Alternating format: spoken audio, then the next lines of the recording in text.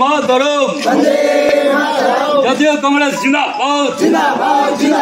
রাহুল গান্ধী জিন্দাবাদ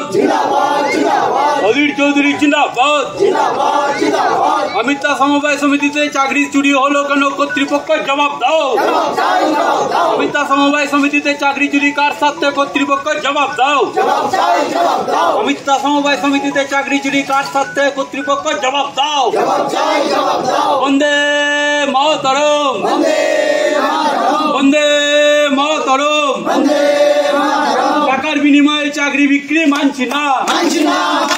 টাকার বিনিময়ে চাকরি বিক্রি মানছি না অবিলম্বে যোগ্যতার ভিত্তিতে চাকরি দিতে হবে